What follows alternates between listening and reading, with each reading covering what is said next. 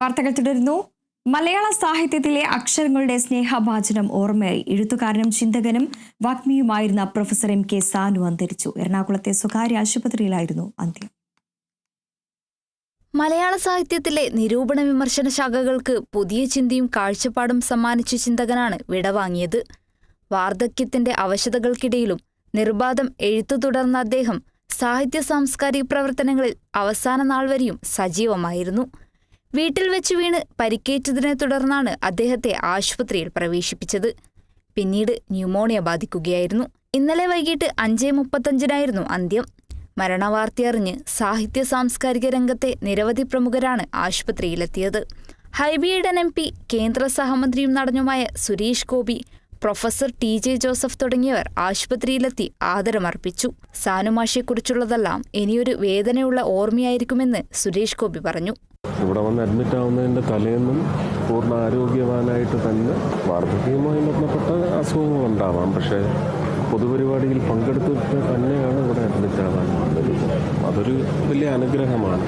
അങ്ങനെ അധികകാലം ഒന്നും ദുരിതം അനുഭവിച്ച് കിടക്കാതെ സ്വർഗം പ്രാപിച്ചു എന്ന് തന്നെ വിചാരിച്ചുകൊണ്ട് ആത്മാവിന് വേണ്ടി പ്രാർത്ഥിക്കും. താൻ പഠിപ്പിച്ച എല്ലാ കുട്ടികളോടും മാഷിന് ഒരേ വാത്സല്യമായിരുന്നുവെന്നും ഉൾക്കൊള്ളാൻ കഴിയാത്ത വിധം പെട്ടെന്നാണ് അദ്ദേഹത്തിന്റെ വിയോഗമെന്നും ശിഷ്യൻ കൂടിയായ പ്രൊഫസർ TJ ജോസഫ് പറഞ്ഞു.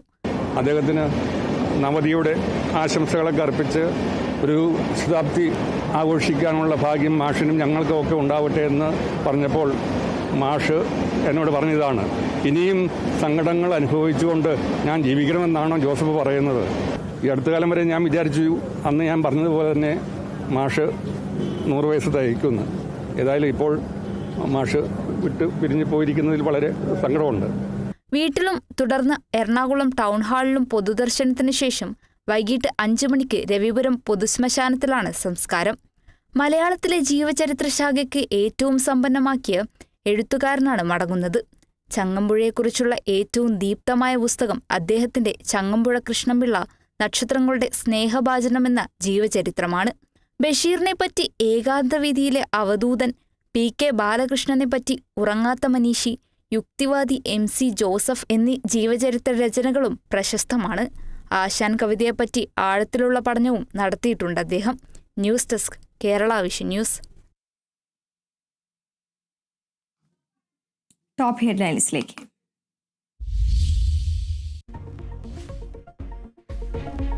താൽക്കാലിക VC നിയമനത്തിലെ പോരിനിടെ മന്ത്രിമാർ ഇന്ന് ഗവർണറെ കാണുക. മന്ത്രിമാരായ R ബിന്ദുവും P രാജീവും.